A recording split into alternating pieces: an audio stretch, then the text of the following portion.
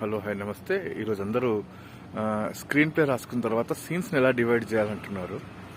నేను మొన్న కూడా చెప్పాను, story, screenplay, dialogues. Script రైటింగ్లో 3 పార్ట్స్ ఉన్నాయనుకోండి. రైటర్, డైరెక్టర్ అని పడితే writer, story writer, screenplay writer, dialogue writer ఒకటే ఉండొచ్చు. ఎగ్జాంపుల్. లేదు, story writer separate, screenplay writer separate, dialogue writer separate, ఇలా 3 కూడా ఉండొచ్చు. స్క్రీన్ ప్లే వచ్చాక, లేకపోతే కథ రాసుకుంటున్నప్పుడు, స్క్రీన్ ప్లే రాసుకుంటున్నప్పుడు మీకు సీన్స్ కొన్ని వస్తాయి. అసలు సీన్ అంటే ఏంటి తెలిసి ఉండాలి ముందు. What is the scene? Any action takes place in single time and location is called scene.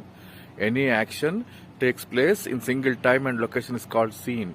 ఏదైనా ఒక సంఘటన ఒకే చోట ఒకే సమయంలో జరిగితే దాన్ని సీన్, సన్నివేశం అంటారు. గుర్తుపెట్టుకోండి ఇది.